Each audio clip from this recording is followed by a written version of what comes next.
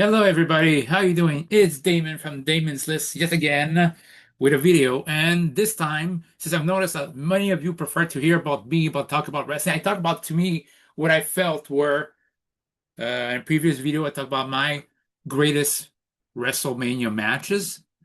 And if I do remember correctly, I think I did this. Regardless,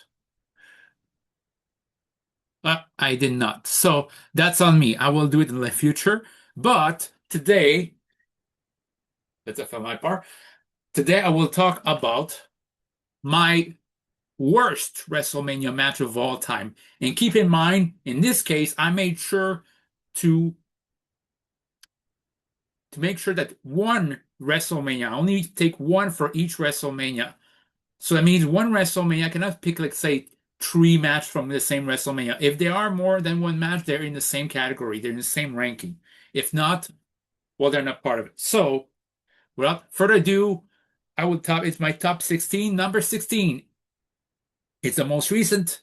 It's the main event of night two of WrestleMania 41. John Cena versus Cody Rhodes. I like Cody Rhodes. John Cena did his best in his final years, but it's kind of a shame that his last WrestleMania might have been, in my opinion, his worst wrestling match. Worst WrestleMania match of all time. At WrestleMania was his last one. I mean, Cody Rhodes could do better. John Cena could do better, and it felt like this one just felt like a basic match you could see basically from people who just started training. And it felt like this. And after all the obstacles that Cody Rhodes overcame, all the finisher kicked out, a low blow and a belt shot is all it took for him to lose the title. Disappointing and bad. So disappointing at the least and very bad at the most. Number 15, again a recent one, Jey Uso versus Jimmy Uso. For a long time, my brother and I were basically debating the Matt and versus Jeff Hardy at WrestleMania 25 might have been one of the most disappointing brother versus brother match in history. But as the kids would say today, Jimmy and Jay say, "Hold my beers, hold our beers," because guess what? It took over that spot. It makes me appreciate Matt versus Jeff Hardy at WrestleMania 25 whole lot better. I mean, it was super kick spam. It was basically super kick spam, suicide Tope Conila to the suicide dives or Tope Conilo to the outside, and it didn't make any sense. And it felt like a match that they struggled, and honestly, basically they tried to stretch it too thin. A match that was maybe supposed to be 5 minutes and say, no, no, no, our storyline should be 12 minutes when 5 minutes could have been done by. So Jay versus Jimmy was not good at WrestleMania 40, was the worst match of the card, and it showed. Number 14, in my list, and this one is not offensive because it wasn't long. It's from WrestleMania 2, Uncle Elmer versus Adrian Adonis. It was bad. Adrian Adonis was a great wrestler, and he struggled to make this one interesting. He bumped all over the place while Uncle Elmer could do anything, and it ended up with basically a top rope headbutt after Adrian Adonis actually got Uncle Elmer to bump once. It was one of the worst, least athletic match ever, and it happened at a WrestleMania. That's all I can say. Number 13, Aki Bono versus Big Show from WrestleMania 21. I think WrestleMania 21 isn't mentioned enough as one of the most underrated, best WrestleMania of all time. I mean, it had an excellent opening match with Ray versus Eddie. You had the first ever Money in the Bank match, which is still the best Money in the Bank match. You had John Cena beating JBL, an okay match, but it started JBL, it started John Cena dynasty. You had Triple H putting over Batista in a very underrated main event. Might have been the best match in the show, but it was very good. And Triple H actually did what he needed to do. You had Undertaker versus Randy Orton in a match where he really felt like the streak was on the line. And you had on Shawn Michaels versus Kurt Angle, along with a Piper Spit with Stone Cold and Hogan and Muhammad Hassan. All of it, all of it rocked. The only thing that didn't rock was two things. Number one, Trish Stratus and Chris Amy, but I didn't put it on that list because Trish Stratus is their best. Chris Amy was not a mainly trained wrestler. They did their best, and it was supposed to be Trish versus Lita, but Lita got injured at New Year's Revolution. So it happened to be this, and they did their best. It wasn't great, but they did their best. However, Aki Bono versus Big Show in a sumo match, You have 8 matches on WrestleMania, 8 matches, and you decide one of them should be a sumo match. And for no reason, and it always makes me laugh, Big Show does the choke slam town that basically Rock would riff on him and it doesn't. And all it leaded up for no reason for him to be pushed out the ring and to lose. And I laugh. I struggle not to laugh when I see that. Like, what was he trying to prove? What would they be trying to prove? If you at least you could have gotten Akibono and Big Show teaming up with somebody, you could have the US title on the line. You could have Orlando Jordan defend against the Booker T won the WrestleMania 21 Battle Royal, and have Booker T have a WrestleMania moment by winning the United States title. In that case, have him do something there. But no, he didn't do this. That's for number 13. Number 12, Cat versus Terry Reynolds at WrestleMania 16. The only singles match at a WrestleMania and Cat versus Terry. Oh, Val Venus is the special ref. Who cares? Apart from 2-3 instant, that whole WrestleMania was Val trash by the end of it. The main event, the ending of the main event where Rockstrap won the title was trash. Spend all day of let's revise all WrestleMania with Ivory. Sorry, Ivory, but I like you. But how many hours of listening to Ivory talk? After a while, you got tired of WrestleMania, and this is how you treat it. So, but yeah, Cat versus Terry was trash. So, number 11. Let me check what I wrote. Sorry, just what did I write? Man, that's a struggle when you get older. Sometimes you wonder what you wrote. Oh yeah, Jake versus Andre, WrestleMania 5. I love the storyline between Jake and Andre. The match, not really. And Big John Studd was special guest referee, but all he did was getting choked out by Studd, which led to Jake winning by DQ. It only was a preface for Jake to move on, transition to a feud with Ted DiBiase. The match sucked. It was mostly Andre choking Jake in the corner. At the end, Jake finally basically got his revenge by dumping the snake out of the ring, but even then wasn't dumping on Andre, was dumping the ring. That's it. I just described to you the match and I saved you at least 14 minutes of pure torture. Number 10, the Divas Battle Royal at WrestleMania 25. This will be hilarious. It wasn't sad. You bumped the tag team unification match at WrestleMania 25. There was a 2 tag titles were important. One was the World Tag Title, which there's a ton of history with WWE, and the WWE Tag Titles, which was the SmackDown Tag Titles, and unified them on the not even the pre-show, on the dark match. Then ended up with the Carlito and Primo winning over Miz and John Morrison. And during the Divas Battle Royal, you couldn't even bother being announcing every other diva, every woman wrestler is going to be on it. They all came out to Chris. Sorry, I was going to say Chris Rock. I doubt so. I don't think he's going there. Unless Will Smith's there. But yeah, Will Smith. Will Smith. I mean, Will Smith's movies used to slap, but it's not the day anymore. So, but. Yeah, it's supposed to be based 25 women in the battle royal. No one at their own entrance, and the announcer was they weren't even basically they didn't bother to announce them. So it's like, oh, here's Molly Holly. Oh, she's eliminated. Nobody felt dignified, and to top it off, Santino Marella happens to win the battle royal. That was a sucky WrestleMania, and it's supposed to be a 25th edition. It might not be a 25th anniversary. WWE learn how to do maths better, but it was a 25th anniversary, and it sucked big time. Another thing that sucked big time was number 9, Brock Lesnar versus Goldberg. Not WrestleMania 33. The great formula of those two was 4 minutes of high octane action. No, not this one. I'm talking about WrestleMania 20. I remember watching my brother and my mutual friend.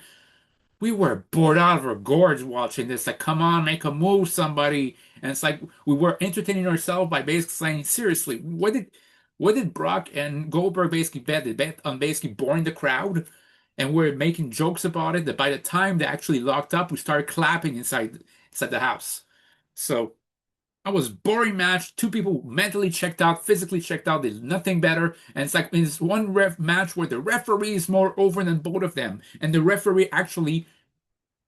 I don't think it's the only match in history that the referee is more over than two competitors, but it's the only match in history, in my opinion, where not only the referee is more over, but it's actually the one where actually the referee beats up both of them at the end. I was gonna say Undertaker and Kane to Judgment Day of 1998, but at least Undertaker and Kane got some reactions and not only boos. But yeah, this was an awful, awful match. Number eight is one with one participant I'm surprised with, and the other one at least is good to be a punching bag. Bret Hart versus Vince McMahon, WrestleMania 26. I agree with the result, but the way it was all came down, the way it was all fabricated in that match was very puzzling. Bret Hart comes out first. Okay, Vincent comes out with the Hart family. You think he's gonna be, oh no, he's gonna screw Bret again. Only for Bret to reveal that they're all in on the take. They just took money from Vince, but they're gonna screw him. So somehow, some way, they made Vince McMahon the sleazy scumbag seem nearly sympathetic babyface because he was beaten down by the whole family. He became uncomfortable. It's like that's a way that Vince, I bet you, would say, "We're gonna try to basically this. You're gonna beat me in the match, Brett, but I'm gonna look damn sympathetic by while doing this." Seriously. And if you're gonna do this, you could have easily done John Cena versus and Bret Hart teaming up versus Batista and Vince McMahon in a match where the WWE title's on the line. If Batista gets beat by Cena, and then Batista and Vince both tap out to Cena and Brett's submission simultaneously, respectfully,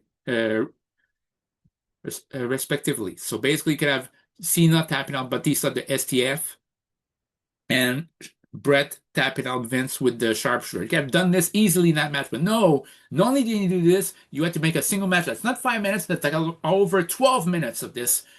And it's like at this point, like, finish the match already. Again, I was disappointed because it's Bret Hart, but it is what it is. Number seven. This is where I draw the line with the Bray Wyatt and versus Randy Orton. Now you're probably asking yourself, Damon, WrestleMania 33 or WrestleMania 37? And my answer is yes. Both of them sucked. One of them with the worms in the ring that happened with Randy Orton winning. The other one with what the hell was the burnt Bray Wyatt coming back, basically restored. Basically, you think basically he's healed up and you think he's gonna get his comeuppance. Nope, gets beaten with one RKO 1 2 3. The same outcome at both ends. And I thought anyway, Bray Wyatt and Randy Orton did not mesh well. Their styles did not mesh well together. So yeah, that's my number seven. Number six, and I'm surprised, like a Triple H, despite most of his bad results that basically mentioned in our videos of WrestleMania, the match quality match minus the result is actually good. Except this one, Triple H versus Roman Reigns. This the equivalent of pretentious Oscar Bates that nobody likes. Well, that Oscar Bates movie that people try to watch, and it's like, oh, why are you trying? You just want to get the Oscar and nobody cares. That's how they felt that match. It's like they tried to basically, we're going to steal the show, steal the show. No, you didn't do that. The match that stole the show might have been the first two match, the IC title ladder match, where Zack Ryder won the title, and AJ versus Jericho. Oh, and if you add to, also the women's triple threat match. Those are the three matches that honestly define WrestleMania 32 in a good way. This one was in a bad way. Roman wasn't basically over, and the moment by the time he won, it wasn't, oh, finally he won, finally, it's fun, the show's over. Finally, I can beat traffic and go to my car. That's how I felt. And 10 years later, Roman Reigns is in the main event against CM Punk. I have no problem with this because it's another Roman Reigns, but let's be honest. When I hear acknowledge me from Roman Reigns, this part of me feels like if the guy really, here's a guy who in character might be the biggest nipple baby of all time. Most spoiled entitled nipple baby of all time. And he faced against CM Punk, who is not a nipple baby. So yeah, I'm rooting for CM Punk because I don't like too much Rumble repeat Rumble winners. But hey, that's a great main event for there, and I hope it's much better than WrestleMania 42. I hope WrestleMania 42 is much better than WrestleMania 32 because this one's tank, and it was 30 minutes of all hell. Now we'll go to top five. Number five, talk about Roman Reigns. Roman Reigns versus Brock Lesnar, WrestleMania 34. This time Seth Rollins couldn't cash in and the novelty wore off. At least the first one, there was a novelty fact. It's like, how much will Roman Reigns can take of Brock Lesnar? How much can he take? How much can he tolerate? Is he ready for the big time? And he seemed to be until Seth cashed in. So there's a question mark at the end. It's like, he didn't beat, Seth Rollins did not beat Brock Lesnar. Roman Reigns did not beat Brock Lesnar, but Brock Lesnar did not beat Roman Reigns. Seth Rollins beat up beating up Roman Reigns to win the title. But then Brock Lesnar versus Roman Reigns 6x F5, and you couldn't even have Roman Reigns win the title? So you're telling us that after Elimination Chamber, where Braun Strowman destroyed everybody, and I would have loved for Braun Strowman to win the Chamber match, everybody was cheering for Braun Strowman, and Roman Reigns, like the last man in a gauntlet match, pins the battered, bruised, heroic figure and is the number one contender? I remember when Ahmed Johnson, Farouk won the number one contendership of the W title in 1997. I know it's old. Against by beating Ahmed Johnson in a gauntlet match where Ahmed Johnson had to face Savio, Crush, and Farouk. Farouk was the last person there, and Farouk won the number one contendership by beating up an injured Ahmed. And to me, it means nothing. Just like this meant nothing. He beating up an injured, a battered Braun Strowman, and Braun Strowman could have easily won the world title at WrestleMania. People would have cheered that. No, you had him win Money in the Bank. Okay, you could have at least had him Money in the Bank, cash in events, and win. No, you couldn't even do that. He lost it to a draw. Still, he didn't lose the match, but it still pisses me off that Braun Strowman should have won the title there and there. But hey, you meant for Roman. You couldn't even commit to have Roman win because people wouldn't cheer him enough. Well, maybe it's on you. Maybe it's on you, WWE, because that feud sucked. You try to make it seem like Brock Lesnar and Roman Reigns the same thing as Rock versus Austin versus or Savage versus Hogan or Bret versus Shawn. Not even close. It's not even Cena Orton. Like, let it go. Just like Regina George says, you're trying to make fetch happen. Stop saying it. It's never going to happen. Same thing with there. Number 4. Again, talk about Bret Hart. Bret Hart versus Bob Backlund. Mr. Bob Backlund. Let's not forget it. I like Bret versus Bob Backlund at Survivor Series 1994. I love the fact that Bret never submitted a Survivor Series, but he was in the crossface chicken wing for several minutes. This is one time when you can understand that the person isn't going to fight back. And I would love for people to go back to have a minute's long, not chin long, but you're in finisher hold, like Gunter's hold, except for a minute or two. The person doesn't tap out. Maybe they lose, but they don't lose right away. It's like, okay, don't tap out, don't pass after 30 seconds. Like, spend time, like even 2, 3 minutes, because they try to fight. If it's a Boston Crab, try to fight. And if they have to leave by submission, it's like you bring him down the ring, then you clamp it on, you wait at least 40 seconds, and then they tap. Like, show the resilience. This is case, the resiliency of Bret Hart didn't want to tap. It turns the great Owen Hart swerve, basically pretending that he cared about Bret, throwing a towel when Ellen Hart threw a towel, and Owen just glommed onto the towel, very proud of his own dirty work. That was awesome. But Bret versus Bob Backlund didn't end with the sharpshooter, it ended with a crossface chicken wing, and Bob Backlund didn't take a lead, say, I quit. And it's still puzzling to me. Just that, yeah, it's like, in a way, it's like, he never quit. Did he pass out? It should have been a submission match if somebody's going to pass out then. But yeah, and it felt ridiculous there. So I don't know what's going on, but it wasn't one of my best matches there. One of the best matches of Bret. Now I'm top 3. And for me, number 3, the top 3, it cannot just be a bad match with bad implication. And number 3, to me, it's a tie. Because the same WrestleMania 27, Cena versus Miz, because I have to put the WB title main event. It was Arbo, and you think at least, as much as I want Cena to win, Cena can't have to win, especially when won the title, this damn title next month. Nope. It just was thrown into the trash. That main event was thrown into the trash, despite the fact it was kind of already trash, to set up the next year of Cena versus Rock once in a lifetime. Yes, WrestleMania 28, Cena versus Rock was damn good, and I couldn't understand The Rock winning on that match because The Rock, bar that match, never won a main event match at WrestleMania ever, so kind of had to win one. But still, you didn't have to throw WrestleMania 27 under the bus. And if it wasn't bad enough, Michael Cole versus Jerry Lawler. Jerry Lawler is the only WrestleMania match with Michael Cole, and he can't even win. He lost by DQ because, and it was like 20 minutes. Oh, and because of this, Daniel Bryan and Sheamus will not be on the card. That was pathetic. People talk about WrestleMania 9, 11, and they are bad, or WrestleMania 2, but WrestleMania 2, at least at Bulldogs' Dream Team and Hogan versus Bundy, and you also have the underrated JYD and Tito Santana versus the Funks. WrestleMania 9 at Steiner versus Ed Shrinkers, at HBK versus Tatanka, and Megamaniacs was, Money Inc. was actually good. But yeah, the Bret versus Yoko Hogan was hilarious. To me, it's hilarious. But it's like in WrestleMania 11, that Diesel versus Shawn Michaels, LT versus Bigelow. What does WrestleMania 27 have if you take away Undertaker versus Triple H?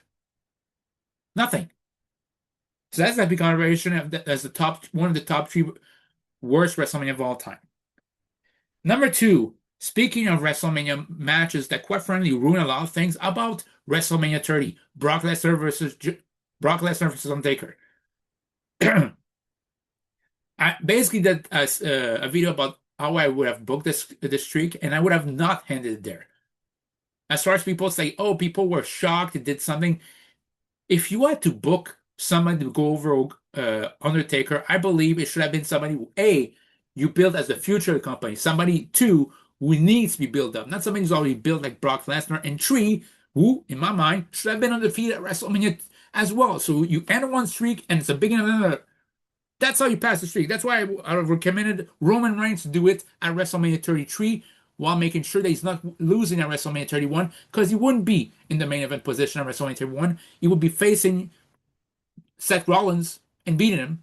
And you could have Daniel Bryan challenge Brock Lesnar at WrestleMania 31 and Seth Rollins cashes in. Could have gone the same ending, but like this, Roman Reigns is more protected. But no, he chose to have your damn hard-headed way.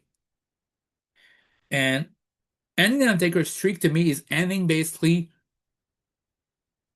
a marketing tool and honestly a dynasty of the WWE, trademark of the WWE, and you ended it. And if you had to end it, the moment you lost at WrestleMania should have been the end of the Undertaker. Should have been retiring. So that's why I say WrestleMania 33. As much as I was sad to see this, if the guy retired WrestleMania 33 in the last match on the show, the shock would have been, and Roman Reigns could be banking on as the heel. You could have transition Roman Reigns as the tribal chief at WrestleMania 33. But you didn't do it, and that failed. And having Brock Lesnar, Lesnar did not need the win to be a monster. He could have easily lost by DQ or lost that tag match, not being the person pinned, and he destroys everybody, Undertaker included, afterwards.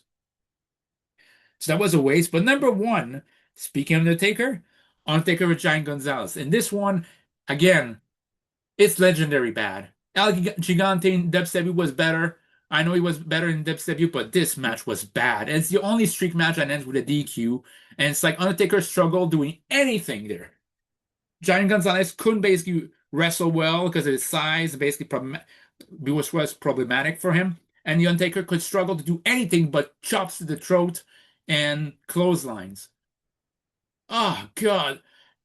I really believe Undertaker versus Evil Doink would have been better. Batman, the WWE's Batman and Undertaker versus the WWE's Joker and Doink the Clown. Ugh, what an horrible match. But that's my list for my top 16 worst WrestleMania match of all time. What are yours? Let me know in the comments down below. And since it was an epic fail on my part, I should come back with the top 16 best WrestleMania match for me. So in that case, take care, guys.